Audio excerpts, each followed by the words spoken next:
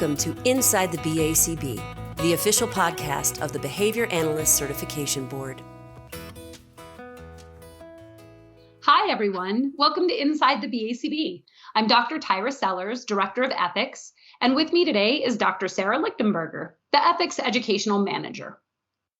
Hi, thanks for the introduction, Tyra. And I'm so excited to share what we have in the works with everybody today. Me too. The purpose of this episode is to chat about some new resources that are available for certificants. But before we jump into that, I want to just take a minute to remind listeners that the BACB has a limited role in directing professional activities within applied behavior analysis, and that's because the BACB is a certification organization. If you want to learn more about those specific limits, listeners should check out episode 11 of Inside the BACB. In that episode, Dr. Carr and Dr. Nosek provide really clear descriptions and fantastic explanations about sort of the scope of the BACB's role in our profession. However, for the purpose of this episode, it is well within the scope of the BACB to provide guidance and support to certificants and others related to BACB standards, like, for example, our ethics requirements. Thank you for sharing that reminder. And I really like that they share the example in that podcast that might help certificants to think about the BACB as similar to a licensure body. Agreed. I think that's a good comparison. All right, well, before we get to all the cool new things, let's kick things off by first reviewing some of the existing ethics-related resources that we have available for folks. For example, we know that it can be stressful when you're trying to determine if you should submit a notice of alleged violation against someone. To help navigate those steps, we created a document that is titled Considerations for Submitting a Notice of Alleged Violation Against a BCABA or BCBA. It's a really long title, and it's full of a lot of great considerations. It includes some critical points that people can think about when they're making decisions about whether to submit a notice and steps that they can take. It is a very long title, but it doesn't mean that the document isn't super helpful, especially as you're preparing to submit your notice and compiling your supporting documentation. And we also have one for Rbts, right? Yeah, you're right. We've got an additional documentation that is specific to Rbts because those considerations in deciding whether to submit a notice against an Rbt are slightly different than for a BCBA or a BCABA because they are required to have a supervisor. Now, if you need to submit a notice against a BCABA, you might consider looking at both of those considerations documents. That's an excellent recommendation. And you also did a fantastic podcast on how to address potential ethics code violations with others. So we know this can be a really tough conversation to have. And Tyra provides some great guidance for preparing to have those tricky conversations. So it's episode 10 of the Inside the BACB podcast, and give it a listen if you haven't yet. Well, thank you so much, Sarah.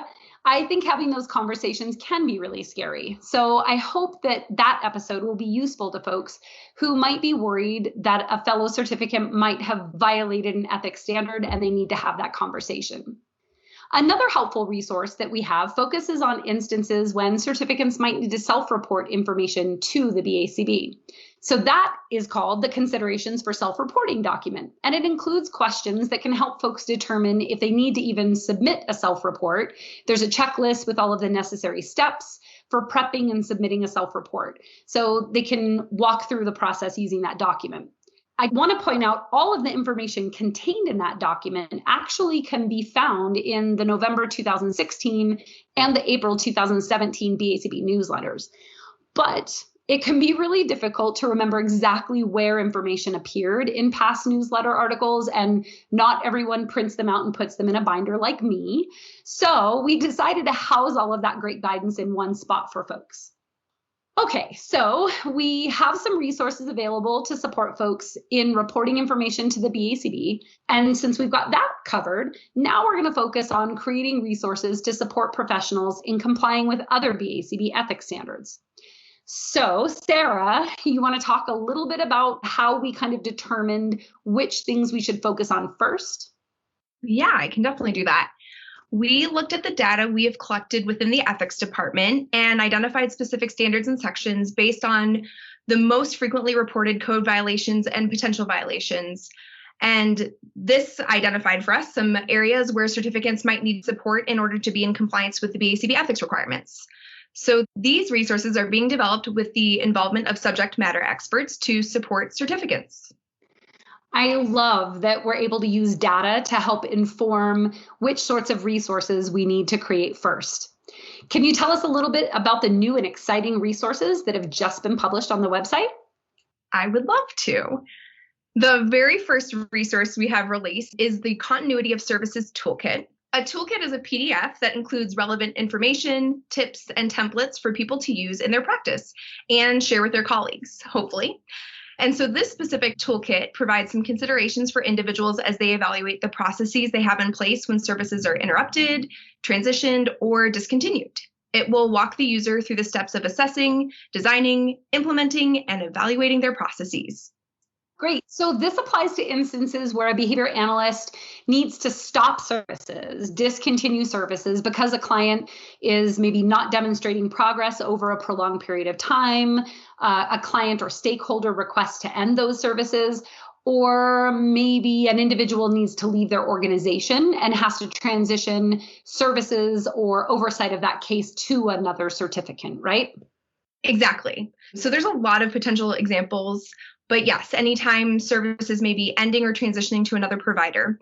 It's also set up for situations when services might be interrupted for a brief period of time due to planned or unplanned events such as a leave of absence, extended vacation, injury, or unexpected decreases in staff.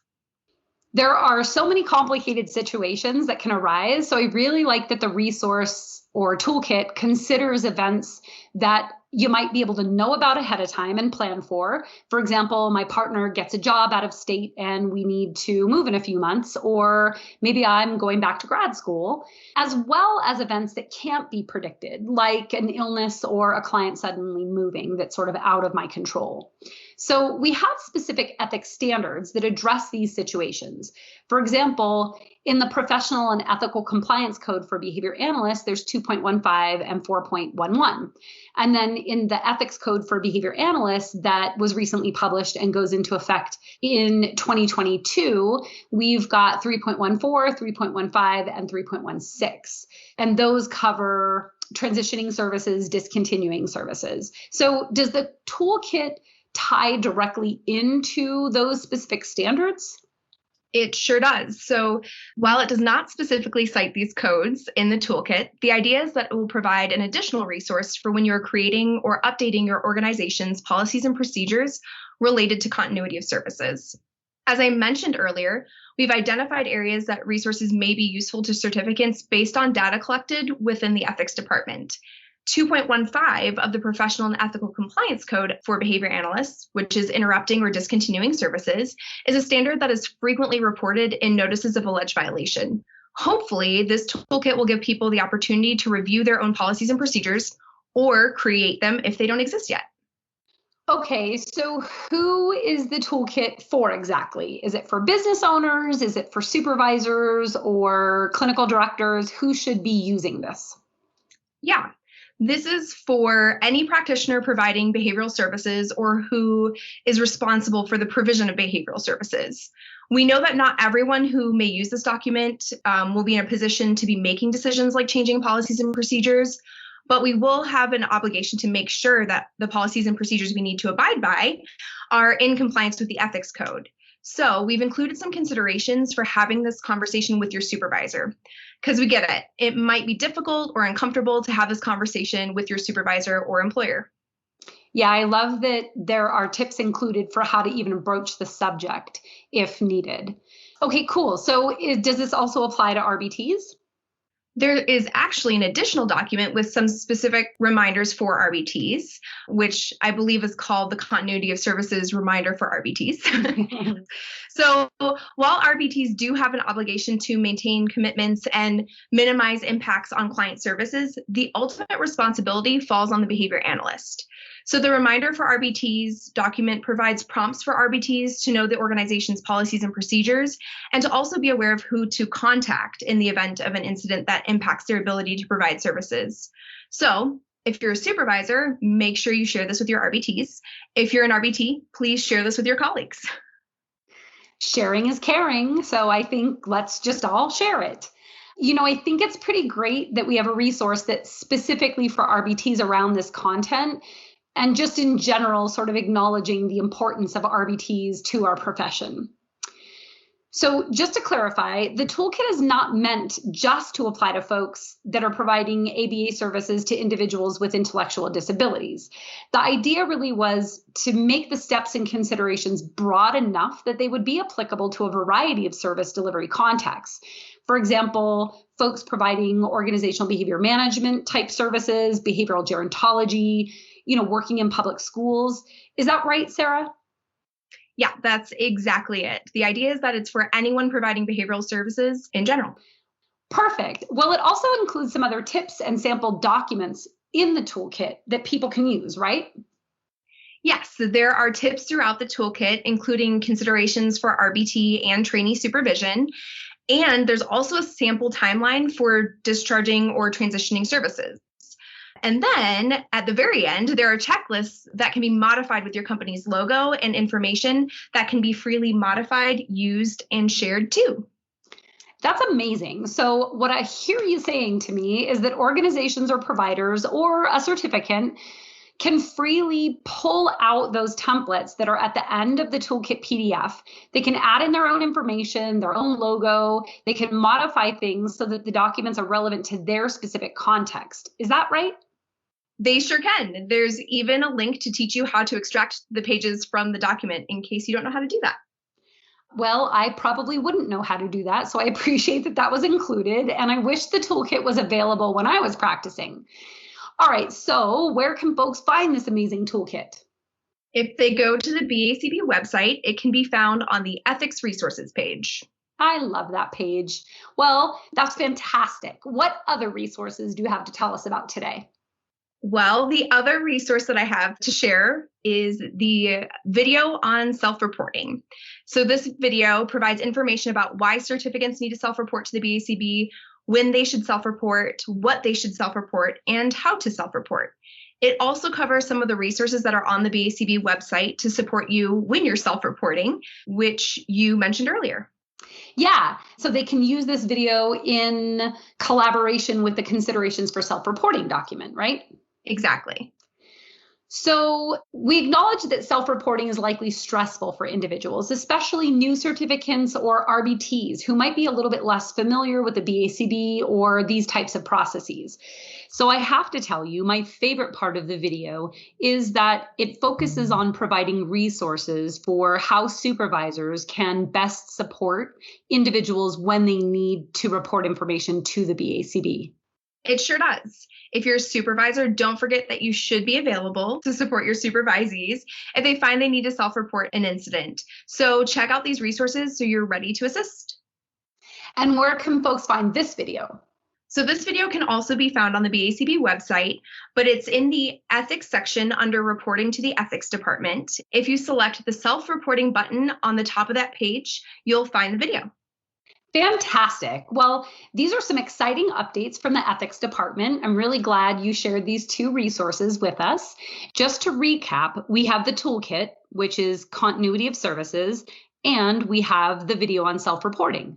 So I hope folks keep an eye out for other resources that we'll release in the future, like videos and other toolkits. And remember, the moral of the story today is sharing is caring. So once you check out these resources, we hope that you will pass them on to your colleagues.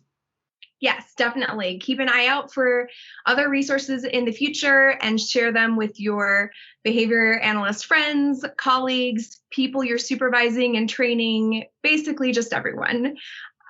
But that is all we have to share with you today on this episode of Inside the BACB. So thanks for listening. Yeah, thanks everybody. Bye-bye. Bye. Thank you for listening to Inside the BACB. Don't miss future episodes. Subscribe now.